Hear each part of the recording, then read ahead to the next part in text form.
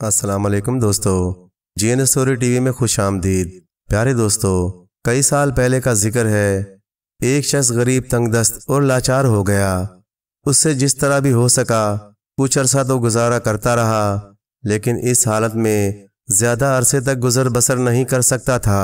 اس لیے سوچنے لگا کہ وہ کیا کرے اور کہاں جائے۔ اس نے ایک دن کچھ سوچا اور آنکھیں کھولی تو دیکھا، اے دل غافل، کفگیر تو دیکھ کی تہ کو چھو رہا ہے، اور اب تو مجھ میں نالہ و فریاد کی طاقت اور ہمت بھی نہیں۔ اس کے بچوں نے ایک دو دن تو فاقہ کشی میں گزار لیے، لیکن آخر کار ان کے صبر کا پیمانہ بھی لبریز ہو گیا۔ اس لیے اس کی بیوی کہنے لگی، کسی روزگار کی سوچو اور بیکار نہ بیٹھو، جلدی کرو اور کوئی کام کاج تلاش کرو، اگر یہی حالت رہی تو بچے بھوک سے جان دے دیں گے۔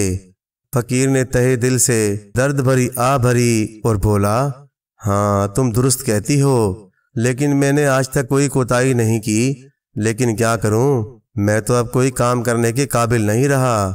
بیوی کی باتیں سن کر یہ فقیر بہت پریشان تھا، اس لیے گھر میں گھومنے پھرنے لگا اور کچھ تلاش کرنے لگا۔ آخر کار اسے ایک لمبی سی رسی تلاش کر لی اور اپنی بیوی سے کہنے لگا، میں اس رسی کو لے جاتا ہوں اور فروخت کر کے تھوڑا بہت کھانا لے آتا ہوں تاکہ بچے کچھ کھا پی لیں۔ بیوی بولی، آج تو کھا لیں گے، لیکن کل کیا کریں گے؟ فقیر کہنے لگا، کل تک کافی وقت ہے اور کل کا بھی خدا مالک ہے۔ پھر اس نے رسی اٹھائی اور اللہ تعالیٰ کے بھروسے گھر سے نکل گیا۔ اس نے کافی دیر تک گلی کوچوں میں صدا لگائی اور آخر کار اسے ایک گاہک مل گیا۔ گاہک نے رسی کو دیکھا اور بولا، میں اس رسی کے بدلے تمہیں 1 درہم دے سکتا ہوں۔ فقیر کہنے لگا، اس کی قیمت 1 درہم سے زیادہ ہے، چند سال پہلے میں نے یہ زیادہ قیمت سے خریدی تھی۔ گاہک سمجھ گیا کہ فقیر اپنی کسی ضرورت کے تحت رسی فروخت کرنا چاہتا ہے، اس لیے کہنے لگا، میں نے جو قیمت لگائی ہے وہی مناسب ہے، اگر فروخت کرنا چاہتے ہو تو رسی میرے حوالے کرو اور 1 درہم لے لو، ورنہ کوئی دوسرا گاہک تلاش کرو۔ فقیر نے مجبوراً منظور کر لی اور رسی 1 درہم میں فروخت کر دی، اور یہ رقم لے کر خوشی خوشی گھر کی طرف روانہ ہو گیا تاکہ بیوی بچوں کے لیے کچھ پکائے اور کئی دن کے فاقوں سے نجات حاصل کرے۔ اچانک اس نے راستے میں 2 لوگوں کو آپس میں جھگڑتے دیکھا۔ فقیر آگے بڑھا تاکہ دیکھے کہ معاملہ کیا ہے، اور جب قریب پہنچا تو دیکھا کہ ایک نوجوان نے ایک بوڑھے کا گلا پکڑ رکھا ہے اور اسے اپنے ہمراہ لے جانا چاہتا ہے۔ بوڑھا اپنی جان چھڑانے کے لیے ہاتھ پیر مار رہا ہے۔ فقیر آگے بڑھا اور پوچھنے لگا، میرے دوستو معاملہ کیا ہے؟ پھر جوان سے کہا، اے نوجوان، یہ بزرگ تمہارے باپ کی جگہ ہے، اس سے ایسا سلوک کیوں کر رہے ہو؟ بوڑھا اس جوان کے ہاتھوں مجبور اور پریشان تھا، اس لیے کہنے لگا، 1 درہم کی خاطر یہ نوجوان مجھے صرف 1 درہم کے لیے قاضی کی عدالت میں لے جانا چاہتا ہے تاکہ مجھے قید خانے بھجوائے۔ اب تم بتاؤ، کیا اللہ تعالیٰ کو یہ بات پسند ہوگی کہ میں شہر میں کئی سالوں سے عزت کی زندگی بسر کر رہا ہوں، لیکن ایک معمولی سی رقم کے لیے قید خانے چلا جاؤں؟ جوان تو اس بوڑھے کا پیچھا چھوڑنا نہیں چاہتا تھا اور نہ ہی کچھ سننا چاہتا تھا، اس لیے کہنے لگا، مجھے ان باتوں سے کوئی لینا دینا نہیں، بلکہ مجھے ان باتوں سے زیادہ 1 درہم کی ضرورت ہے۔ فقیر سوچ رہا تھا کہ کیا ایسا بھی ہو سکتا ہے کہ کوئی شخص مجھ سے زیادہ ضرورت مند ہو؟ اگر یہ بوڑھا قید خانے چلا گیا تو اس کے بیوی بچوں کو خرچہ کون دے گا؟ یہ سوچتے ہی اس نے اپنی جیب سے 1 درہم نکالا اور جوان کو دیتے ہوئے کہا، آؤ جوان، یہ رہا 1 درہم، اور اس بوڑھے کو چھوڑ دو تاکہ یہ اپنے کام کاج کی تلاش میں جائے۔ جوان کو یقین نہ تھا کہ اچانک کوئی شخص سرے راہ مل جائے گا اور اس طرح خرچ اور سخاوت کا مظاہرہ کرے گا۔ اس نے حیرت سے فقیر سے سکہ لے لیا اور بوڑھے کا دامن چھوڑ کر بغیر کچھ کہے وہاں سے چل دیا۔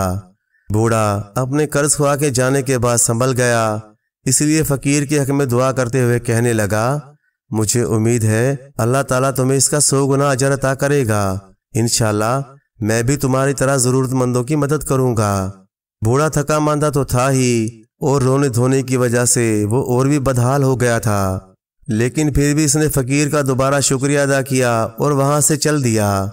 جب دونوں شخص چلے گئے تو فقیر بھی سنبھلا اور اپنے آپ سے کہنے لگا، اب مجبوراً مجھے خالی ہاتھ گھر جانا پڑے گا۔ قصہ مختصر، فقیر مطمئن تھا اور اپنے آپ سے کہہ رہا تھا کہ میں نے اپنی غربت کے باوجود نیکی کا کام کیا۔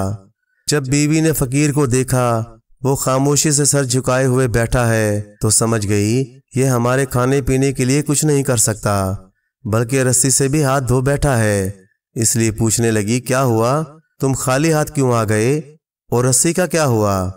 فقیر نے تمام ماجرا بیوی سے بیان کیا تو بیوی کہنے لگی واقعی تم نے عمدہ کام کیا ہے اور ایک بوڑھے کو قید اور قید خانے سے نجات دلائی، لیکن تمہیں معلوم ہونا چاہیے کہ جو چراغ گھر کی روشنی کے لیے ہوتا ہے اسے مسجد میں لے جانا جائز نہیں۔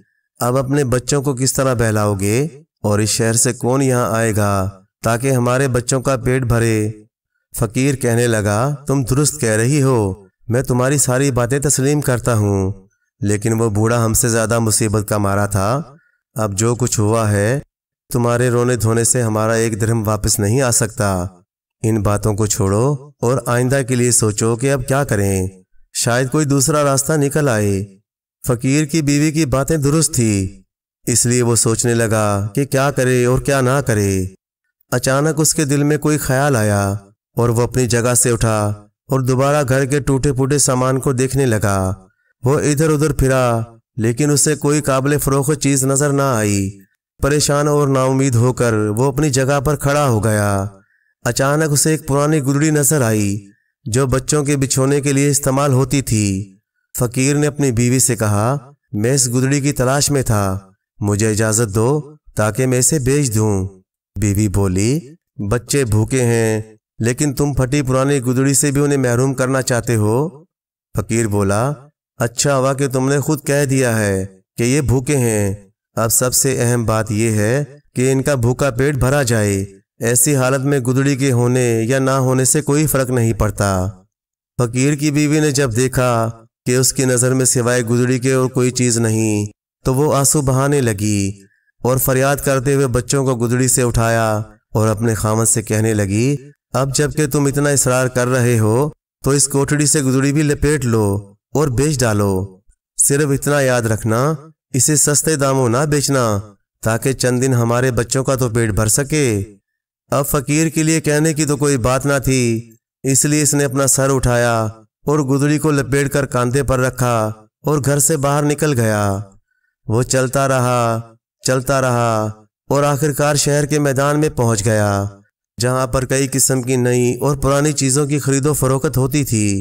فقیر نے جب گدڑی فروخت کرنے کے لیے آوازیں لگائیں تو چند خریدار اس کی طرف بڑھے اور گدڑی کو الٹ پلٹ کر دیکھا تو اس میں 100 طرح کے عیب نکالنے کے بعد آگے بڑھ گئے۔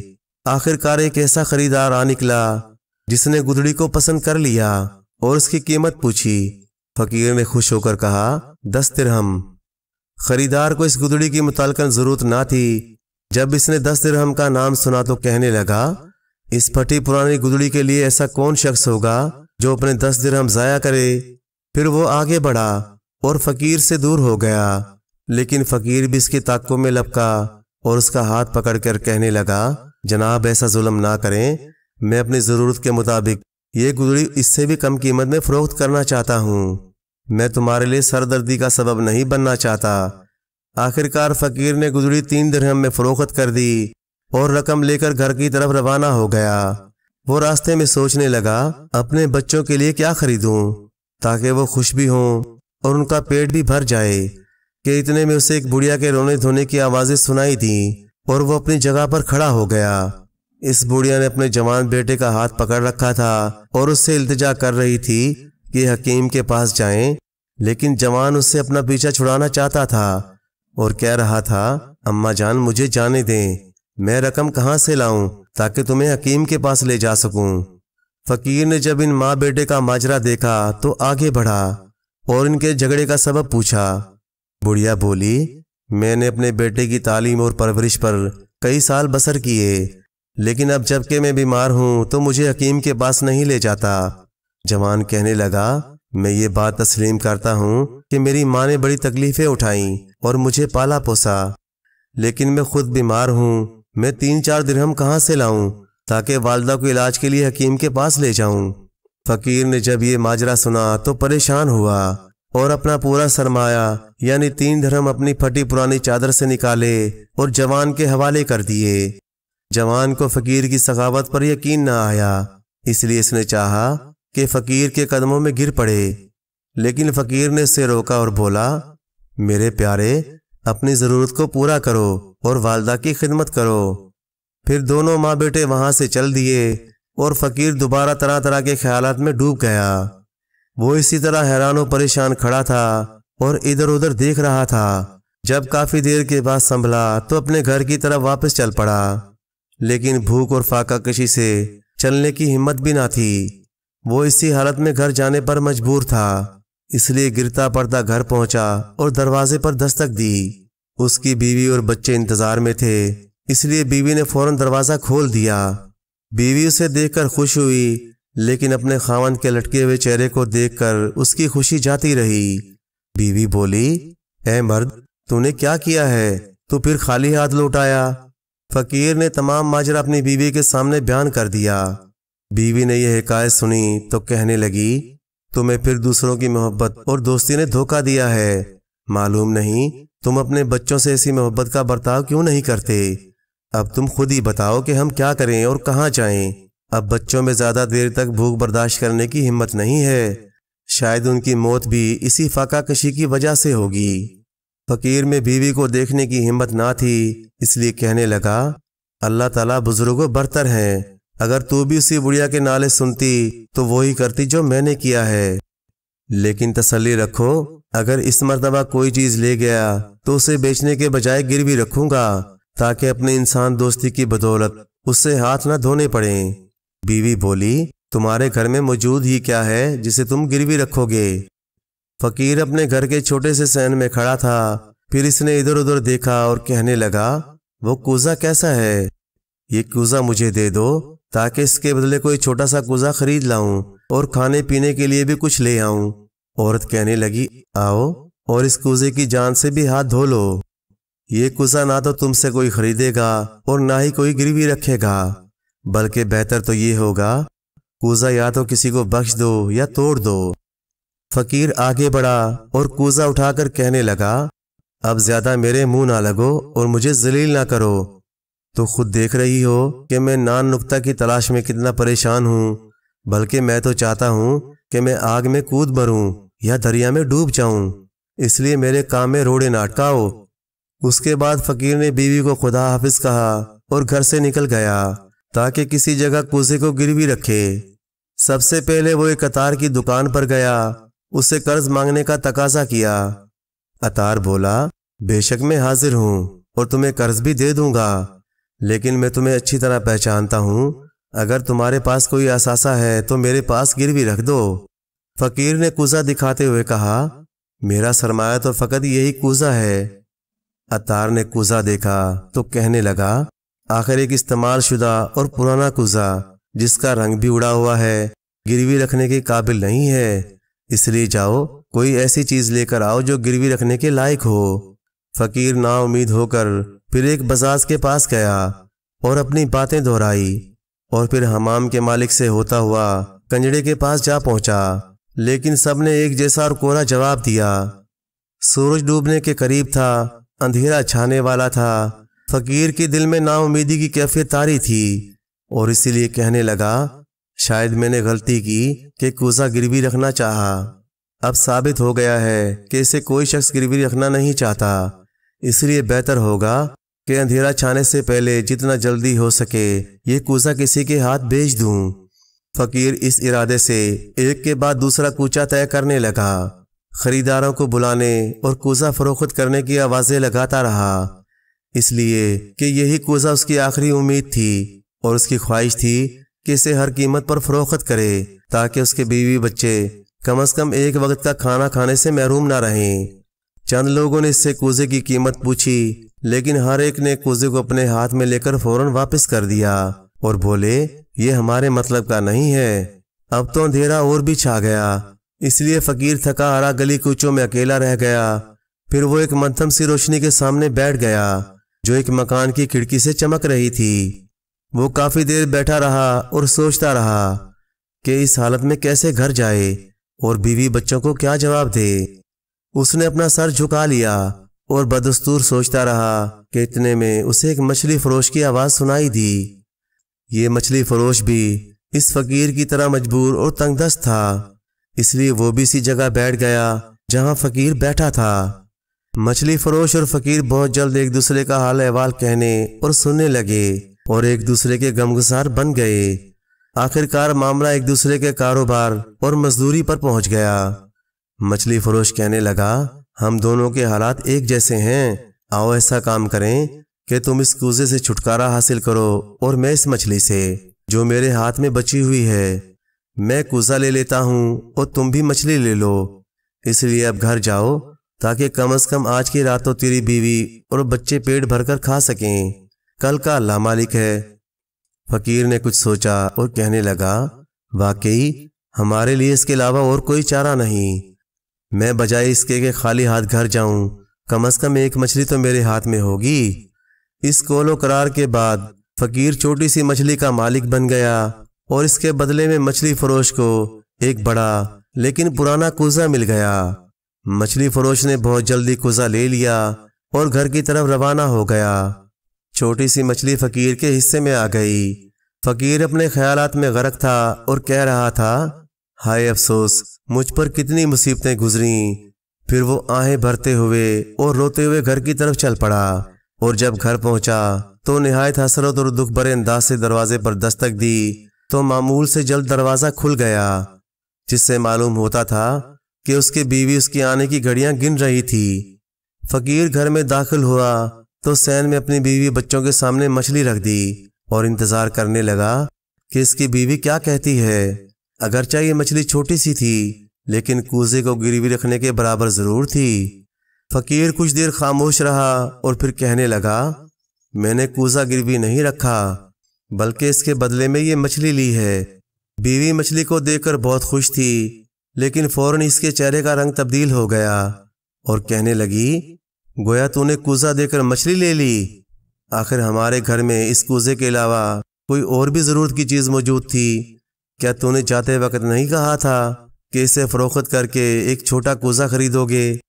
फकीर कहने लगा, तुम दुरुस्त कह रही हो, मैं भी वही काम करना चाहता था जो तुम कह रही हो, लेकिन क्या करता, मेरे हाथ और पांव बंधे हुए थे और मैं मजबूर था, इसलिए कि कोई भी शख्स इस कूजे को गिरवी रखने के लिए तैयार ना था।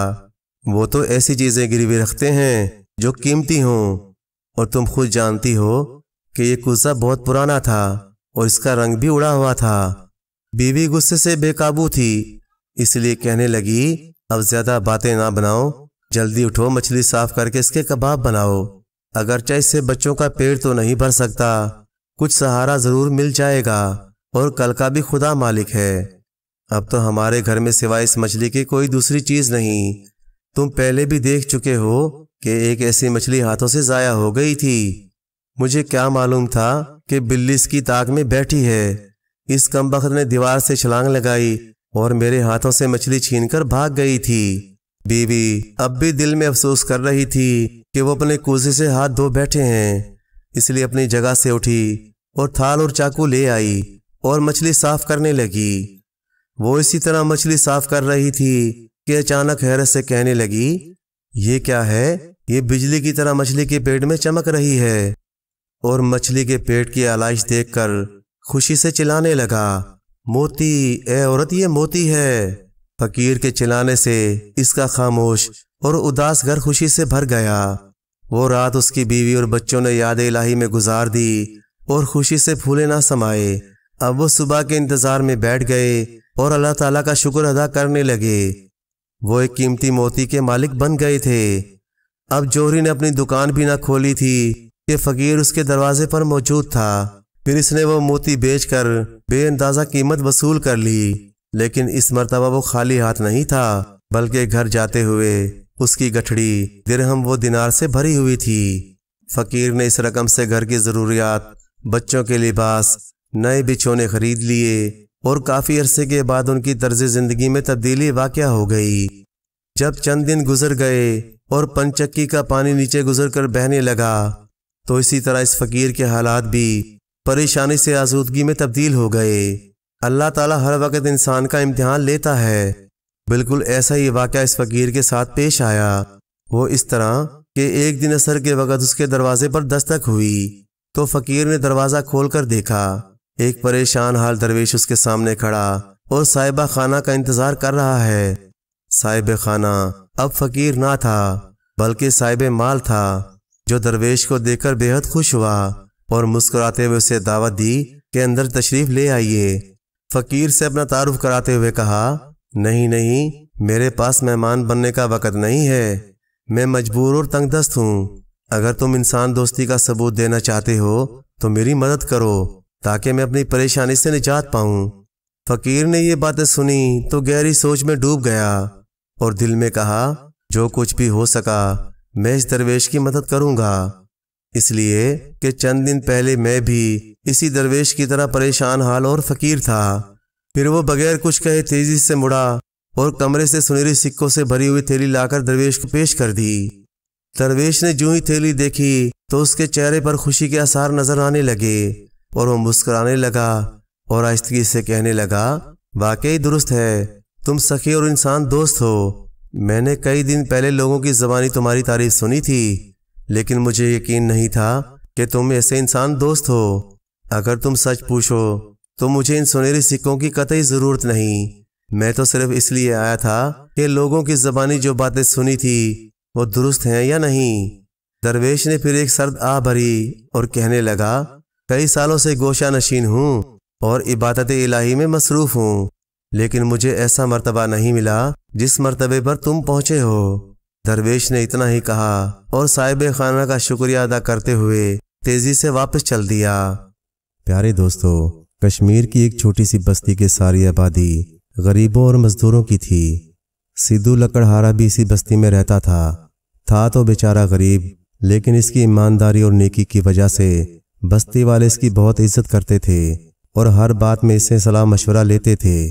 سدھو کے بوڑھے ماں باپ بھی اس کے ساتھ رہتے تھے، دونوں بڑھاپے میں اندھے ہو چکے تھے۔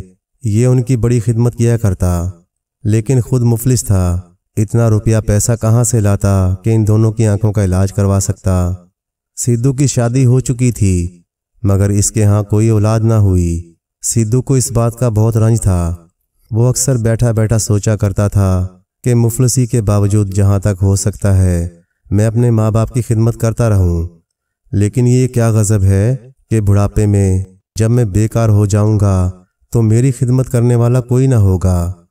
جب بھی یہ جنگل میں جاتا اور راستے میں خاردار جھاڑیاں پڑی پاتا تو ان کو اس خیال سے الگ کر دیتا کہ آنے جانے والے مسافروں کو کسی قسم کی تکلیف نہ ہو۔